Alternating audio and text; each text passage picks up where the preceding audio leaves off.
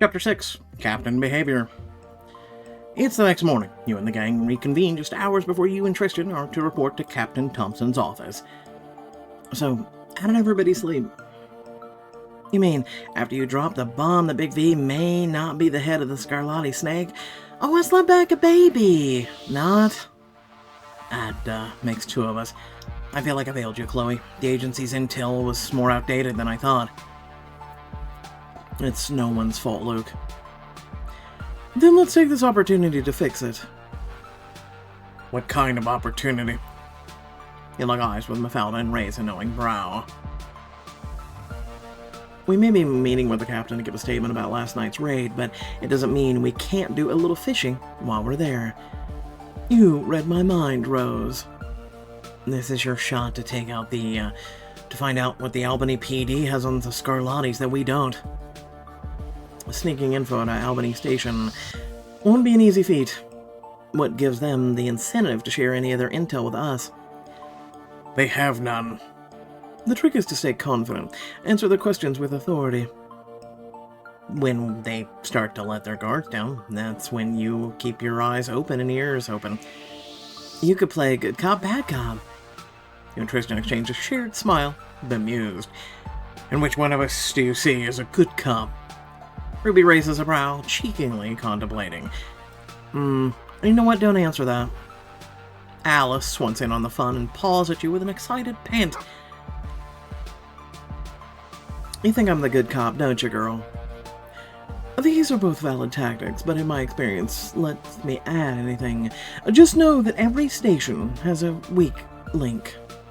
If you can pinpoint who is the weakling in the Albany is, then that's your path to getting the answers you're looking for. In that case, Luke, this is your chance to redeem yourself. Can you tell me about Officer Hallback, Officer Morris? Officer Morris. Alright, believe it or not, Morris is the brains of the operation. Tristan can't help but laugh. Sorry, but that's not saying much. No kidding, I worked with him. Morris has the IQ of an orange.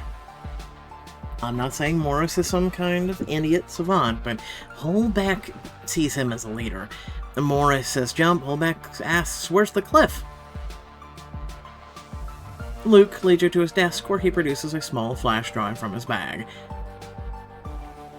And just in case Tweedledum and Tweedledee end up being a dead end, take this with you. What's on it? Nothing yet. If Chloe can plug it in into any of the computers in the station, I can sweep the hard drives for files attached to the Scarlattis. You stuff the flash drive in your pocket for safekeeping.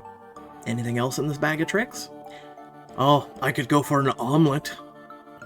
No omelets, but I did stay up all night doing a deep dive on Big V. He's not kidding. Who do you think was the one brewing all the late-night coffee? He pulls up a new dossier on his laptop and gives you a peek at the screen. Isn't it kind of pointless dossier if we don't have all the information and we don't know who's above Big V? And all of our information so far has been wrong. Just saying. You managed to dig up all that? Luke nods, proud. Knowledge is power. Consider this your bargaining chip if you need to convince the Albany squad to trust you. Read the dossier on Violet. You take a seat next to Luke, determined. As far as we know, Violet's declaration of having some big bad boss could be a cover. I need to learn everything I can about her and who she's tied to. Well, I don't want to get to you the wrong impression. Seeing as she avoided arrest for decades, there's not a ton in the way of public record. But it's a start. You place the laptop directly in front of you and you tilt the screen forward.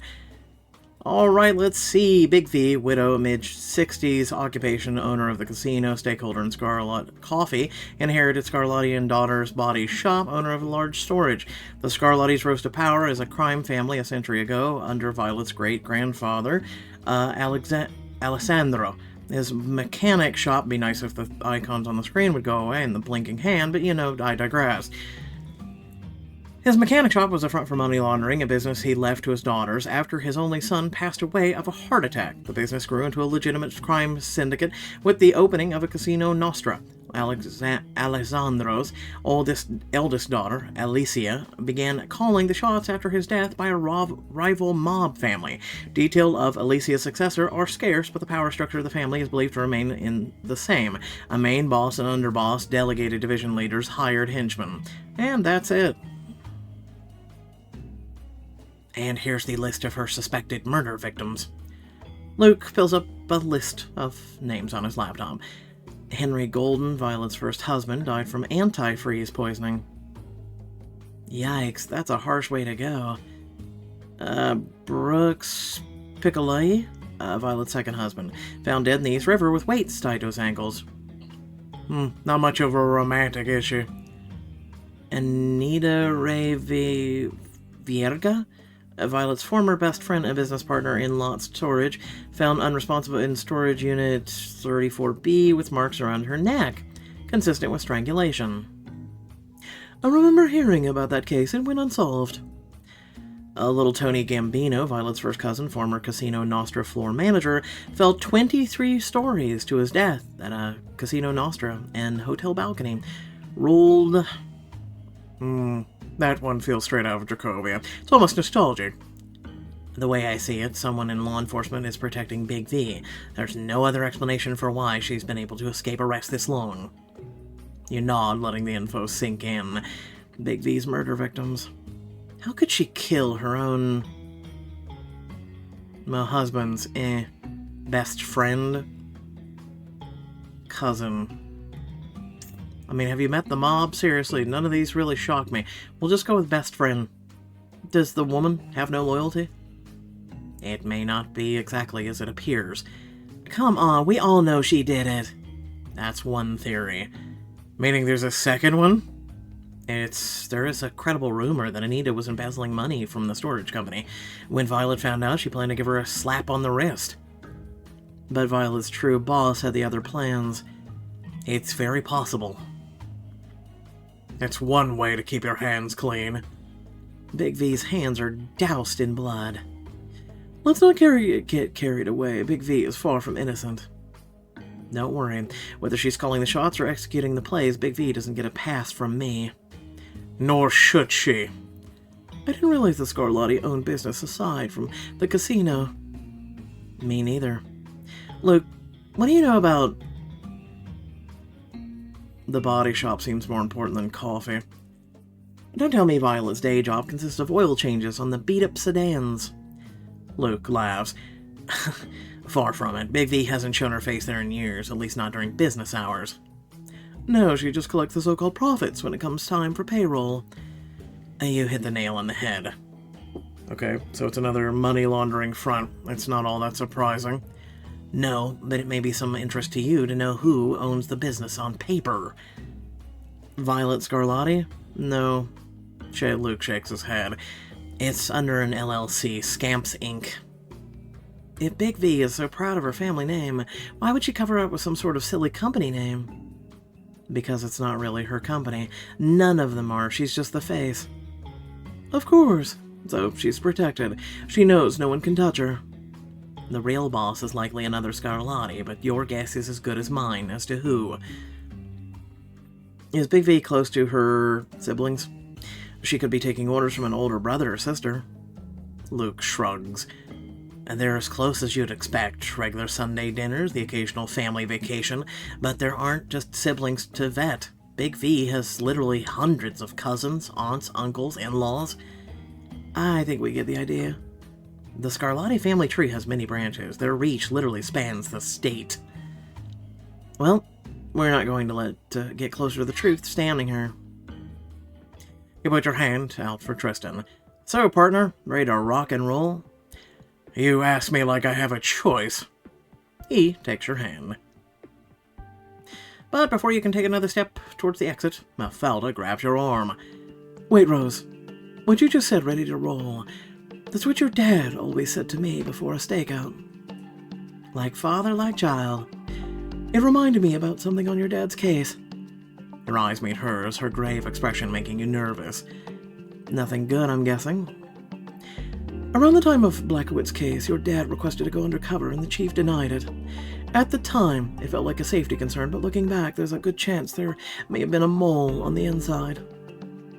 A mole who had the reason to keep my dad from following his instincts. Please do me a favor and stay sharp. Stay smart. There's a lot of ghosts roaming around in that station. You take a deep breath and break into a smile for your sake as much as Mafalda's. Don't worry.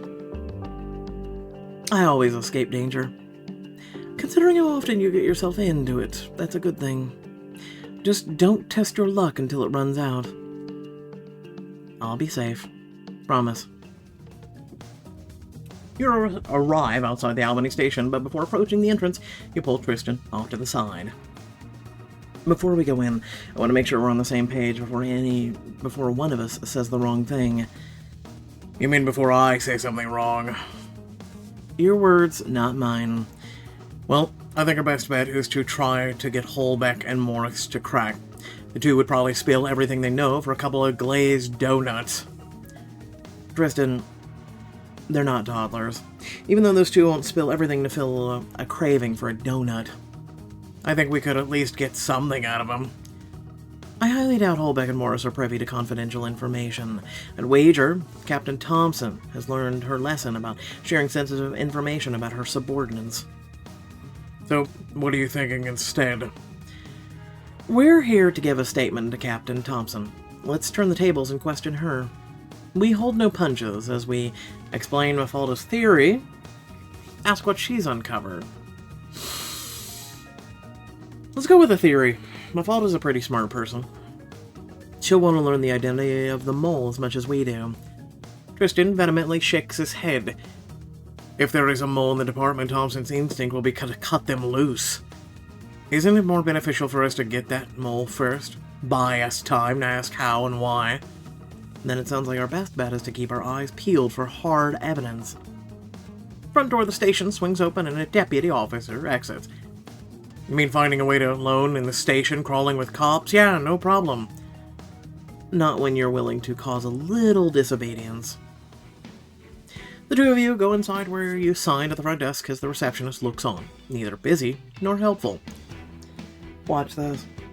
Gain the receptionist's attention by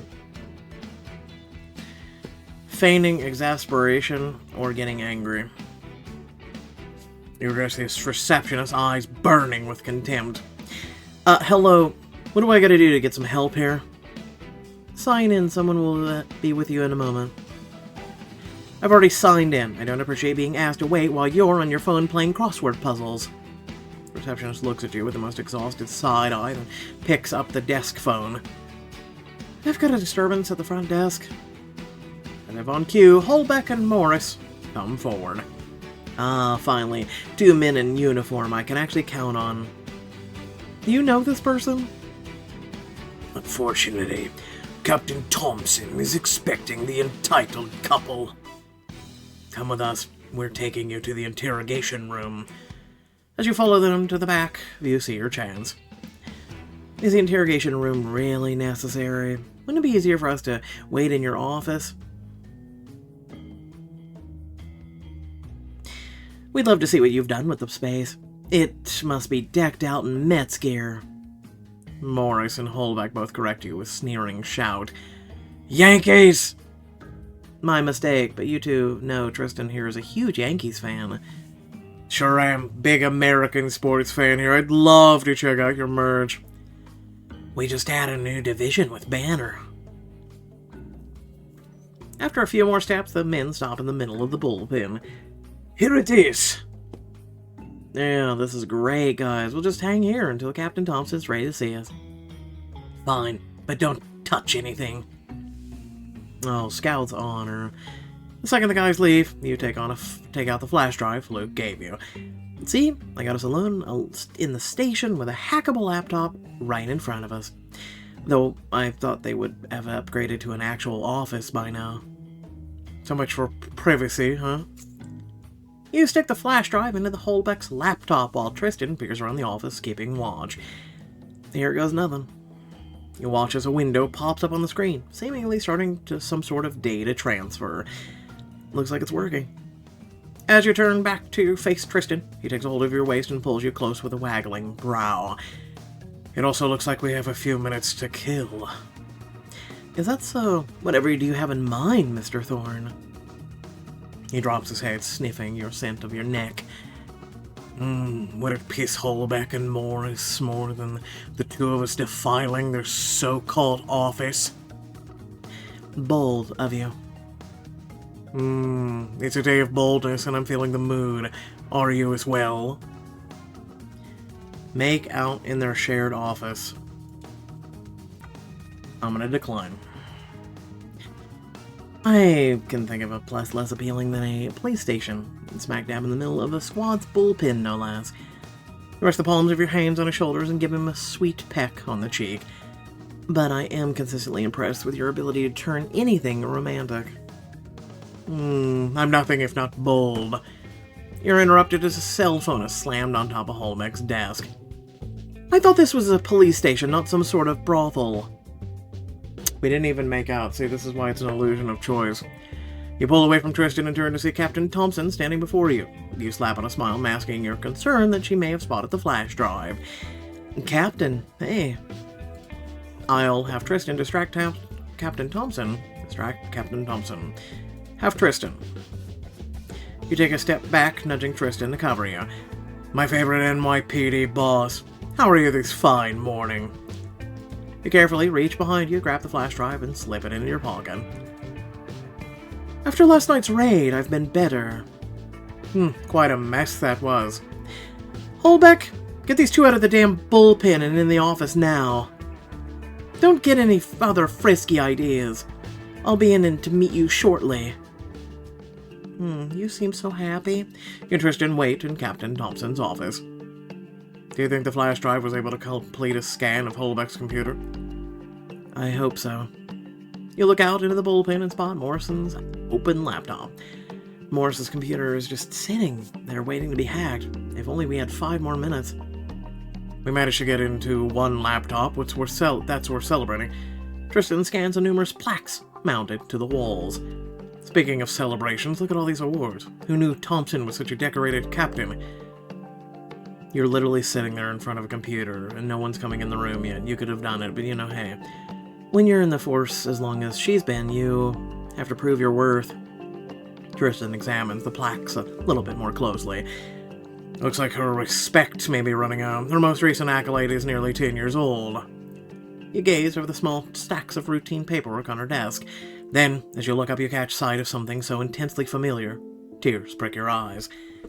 It can't be. Your fingers reach for a card that's tucked in the corner of Thompson's monitor. My dad's favorite autographed baseball card.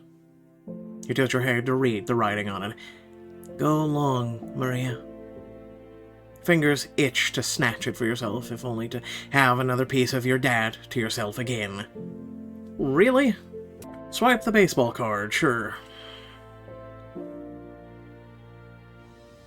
You swipe the card from Thompson's desk and show it to Tristan. Look. His face lights up as he clocks your dad's signature. As he opens his mouth to comment, you firmly shake your head. Thompson could walk in here any moment. Talk later. You slip the card into your pocket. You found your dad's baseball card.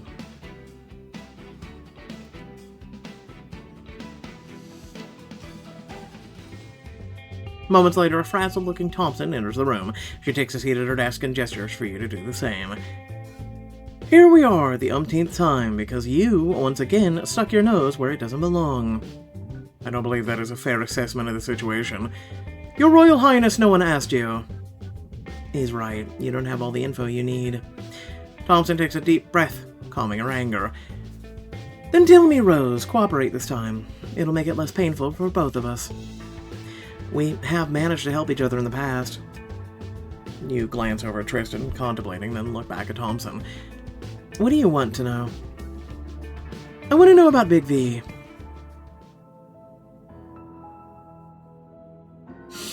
Do we really trust her?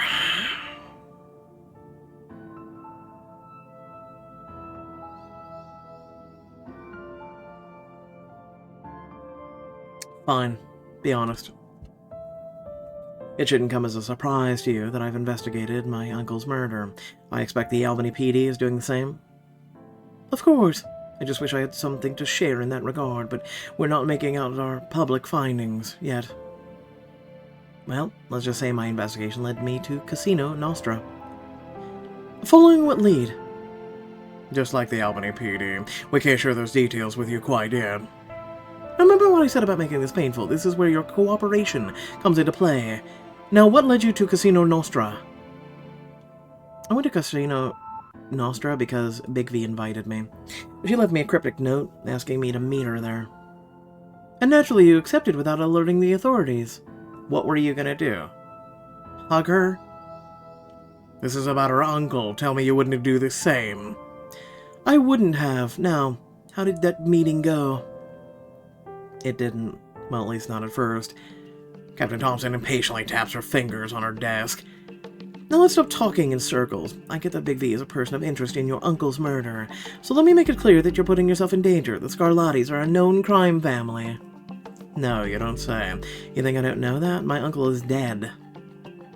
But with some cooperation, we could have your back on this. Lady, I swear to God, you're as bad as someone I know. Talking about talking. Let's talk about talking instead of just... You've talked about cooperation 4 times now. Tristan shoots a torn glance in your direction, tempted by the promise of keeping you safe. You would protect her? The captain meets your gaze with molten-like eyes and tense as hell. I'd like to, but I can't make promises when you're keeping things from me. You forcibly break her gaze, eyes darting across the office, not so subtly, inspecting every corner. Are you sure I can speak freely? Your office could be bugged. Hackers are pretty sneaky these days. All it takes is one tiny device. You think I don't sweep my own office for bugs? I didn't get all these plaques on the walls for nothing. You haven't had a new one in 10 years. If you want something from me, then you need to give me something too. All you need to do is answer a few of my questions. Fine, shoot. You've had your shot at putting Big V behind bars over the years. Several, in fact. So why the hell is she still walking the streets a free woman? It's complicated. Complicated how? Don't tell me you're scared of the Scarlattis.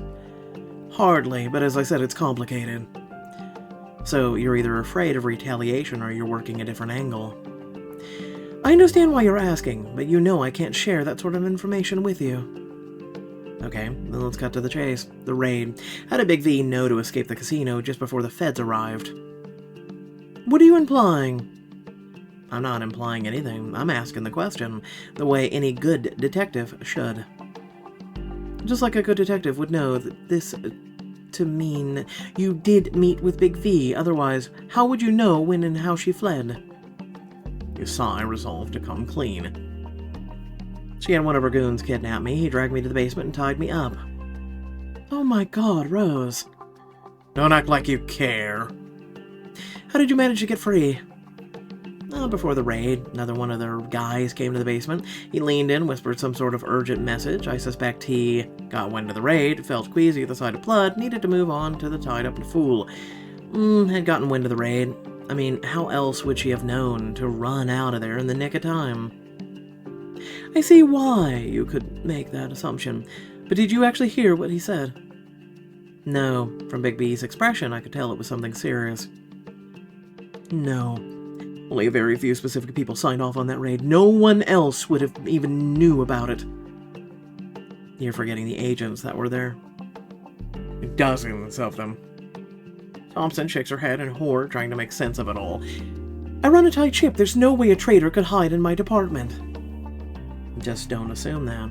Think. The evidence may suggest otherwise. The captain regains her composure, leveling her gaze at you. Rose, I understand that you're grieving, but that does not give you the right to throw out unsubstantiated conspiracies. Right. You fall further back in your chair, stung by her flippant dismissal of your uncle's death. That's not fair. Life isn't always fair. Now go home and stay the hell out of my department.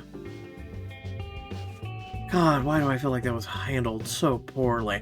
You and Tristan make it to the van outside the station, and Luke loads the files from the flash drive while you and Tristan debrief the group on your meeting. Sorry, Luke. Thompson interrupted before we could switch the drive over to Morrison's laptop. Don't be sorry. Looks like you were able to swipe Hallbeck's email account. It's just going to take some time to unencrypt. What about Thompson? Did she let anything slip? Anything we can use? She was even tighter-lipped than usual. It was clear from the beginning she had an agenda. She wanted to be one asking all the questions. I could hardly get a word in edgewise. That woman is so self-righteous. Yep, that's definitely the Thompson I know. Chloe managed to turn the tables on her and ask some questions. But it was mostly a dead end. Mostly. When I broached the subject of a possible infiltration in her department, her demeanor switched. Like she got defensive? Not defensive, more like she'd gotten hit with a sense of danger. I'll never forget the look on her face. She almost looked horrified. She turned pale, all color drained from her face, and a look of shock washed over her. Tristan nods, agreeing with you. As if the accusation was so out of pocket, so out of question. So, she takes pride in her department. We can't fault her for that. Mafalda squints her gaze, wheels turning, not completely sold. I don't know. Sounds a bit excessive, even for Thompson. So, how did you leave things?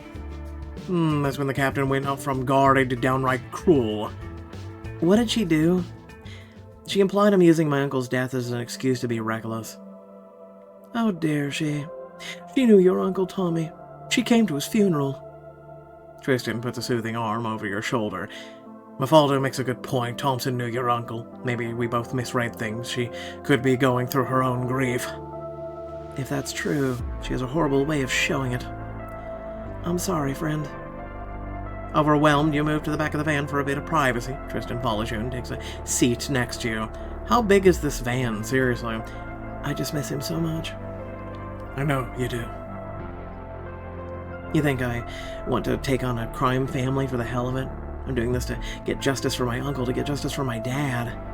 You remember you have your dad's baseball card. You pull it out of your pocket, running a finger over his signature.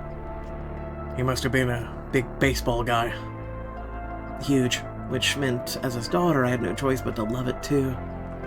Even I have to admit there looks to be like a charm to the whole event. What's your favorite part about going to a game? No question, it's the snacks. Imagine the smell of popcorn, the taste of hot dogs, and it brings a smile to your face. There's nothing better than a hot dog with mustard and ketchup on game day. That's what my dad always said. So American. You can't forget the popcorn. Oh, and a box of chocolate candies to satisfy that sweet tooth after the 7th inning stretch. Ah, sounds like you got to spend so many special memories together. We sure did. Which only makes it harder that our last memory together was at a stadium. Tristan puts a hand over yours, gently caressing in a circle. You don't talk about that day very often.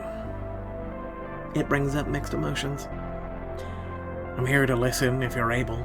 It might even help. The day started perfectly. He surprised me with opening day tickets on my nightstand. The best part may have been the souvenir he bought me at the team store on the way there. A signed jersey. Bleecker, number 32. Was he your favorite player? The greatest shortstop to play the game. Well, if you ask me. He must have saved money for months to afford a gift like that. I'm sure it made him very proud to be able to do that for you. And now, all I have left of him are the keepsakes like the jersey and his baseball card. Is that card any significance? Is it worth much? You shake your head. I doubt it. Heiser only played for 1 season, never posted great stats. Then why gift it to Thompson? That's the same thing I've been asking myself. Tristan reads the message again out loud. Go along, Maria. What do you think your dad meant by that? They were both on the force together. It has to do with their careers. What if Thompson was... on the verge of quitting or working a stressful case? It's a tough one, either way. Go along. Go along. On the verge of quitting, let's go with that. She's been in law enforcement a long time. It's only natural to reach a breaking point from time to time. So this is your dad's way of offering her some encouragement? Maybe he was trying to tell her to play the long game. Don't give up. Thompson must have thought highly of your dad for her to keep this all these years. She certainly has a weird way of showing it. You slip the card back into your pocket and face Tristan, slowly breaking back into a warm smile. Does that smile mean you're feeling better? Much better, thanks to you. I enjoy hearing about your past and about the people that you love. I'm not just thanking you for that. I mean, for the whole day. You had my back with Thompson. This means everything to me. I love you. I love you too. Tristan leans in and you shut your eyes, sealing the sentiment with a kiss. Back at the agency, hours have passed and Luke is still hard at work behind his laptop. When you said it would take some time, I sort of assumed it would be sometime today. He lets out a rattling sigh and he pounds his fist on the seat. These files are triple protected. Nothing I try is strong enough to get past the firewall. I'm sorry, guys. You can't give up that easily. Are you saying this is a dead end and we hacked Holdback for nothing? It might be, unless there is someone I know who may be able to crack this thing. Who? My ex. What do you mean, your ex? A file this secure requires the best, and my old hacker syndicate is second to none. Oh, what a surprise, what a shock. Without further ado, thanks for watching. Please remember to like, share, and subscribe. Head down description, plenty of ways to check out, things to support, yada, yada. It gets so tiring saying that sometimes. And then also I'm trying to rush through this stuff, but also try and still give it 110%, right? And, you know, I'm trying to get to the new book, and I'm trying to cover all this other content, and I'm trying to give you guys as much as I can. So yeah, hopefully you do appreciate it. I mean, I've put out so many videos in the last few days, let alone this past week, and I'm just, one, trying to make up for lost time, two, trying to, you know, there's days like today you just kind of just want to quit, right? You just kind of want to say, you know what, I just want to curl up in bed and just say, screw it, and not do this.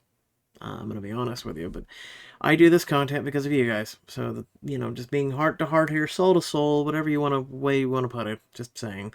Like I said, just reading some of this, it's just, it's also kind of got me a little,